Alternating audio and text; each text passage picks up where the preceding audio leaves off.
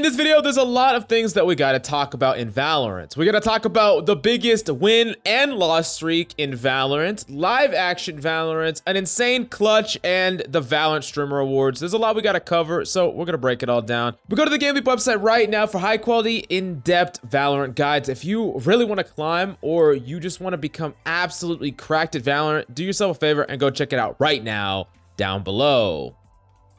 Now, the first thing that happened was someone posted on Reddit an 18-game win streak in gold, and he's been winning very consistently, and he asked the question, when is he gonna skip a rank? So he's won all these games, 18 in a row, asking about skipping a rank, and there was some good responses about MMR. Basically, you will not skip a rank unless your MMR exceeds the point that you would be in that rank. So your MMR is gaining giant chunks, and at a certain point, if the system identifies you as someone that deserves to jump a rank, sometimes you'll actually rank up twice. It can happen often for people that are smurfing, but it will rarely happen for people that are just legitimately improving, playing, and winning. So that's something that you need to understand. Now, as cool as this win streak is, there is another post that was put on Reddit that was in direct response to that post, stating, I finally realized why I have an 18-game losing streak. If someone like the Reddit user, why are you posting here, the one that posted the 18-18 in his games,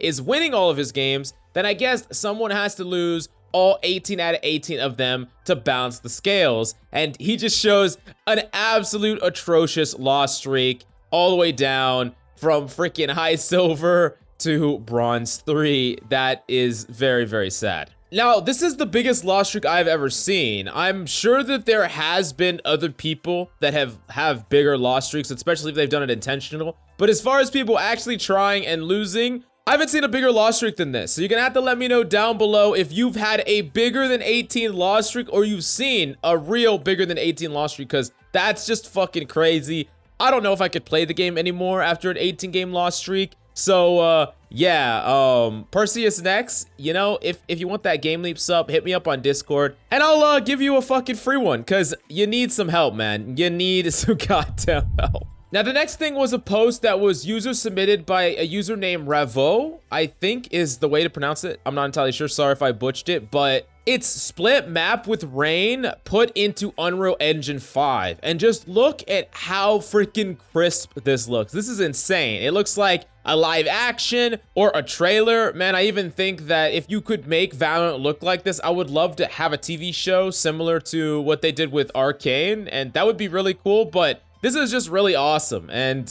I think it'd be really cool to see what a hyper-realistic look at freaking Valorant would look like and play. That would be just insane. I know it's probably completely unfeasible, but it definitely looks fucking awesome. Now, the next thing that I actually wanted to showcase is one of the coolest clutches that I've ever seen. Let's roll the clip right here. Last player standing. Down you go. C'ho confio, Rim. Prepare for hellfire.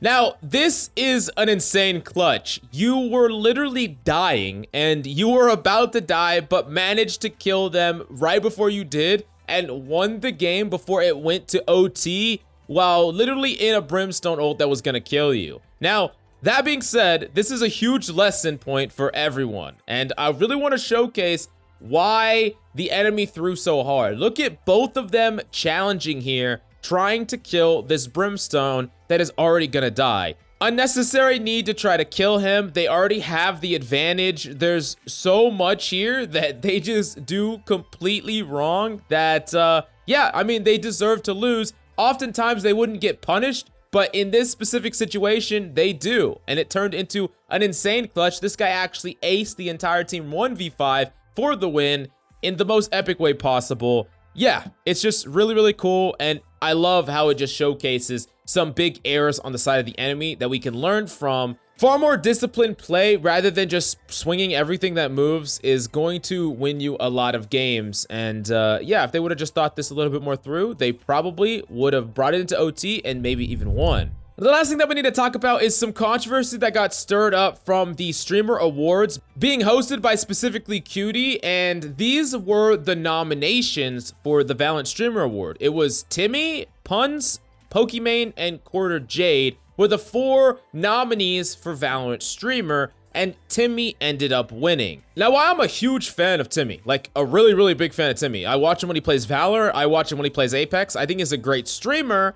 I'm not entirely sure if he should have won, but even if he did win, he definitely shouldn't have been in this nomination pool. Nothing against the other streamers either, it's just when I think of Valorant streamers, these are not the streamers that I have first in mind, and also Timmy is slightly more known for Apex than Valorant. I could still understand him winning the best Valorant streamer if there weren't alternatives, which I think there's a freaking lot of alternative Valorant streamers that could be on here. Now, if you wanted to include pros, there's so goddamn many. Shazam, Subrosa, Wardell, Tens, even freaking Boaster. I mean, there's a lot that you could put in here if you're talking about pros, but let's say you just want to take streamers, right? You don't want to take pros. Well, there's a ton of streamers that are freaking incredible. I mean, we got to think about all of the big streamers like Average Jonas or streamers like Flex Ninja or Flights that have brought so much to the game and to the community that they definitely would deserve to be on here. Even someone like Kaide, who constantly streams the big events, or even someone like Myth that does the same thing. I think there's a lot of Valorant streamers that could be more in the spotlight here. And while these are not terrible suggestions,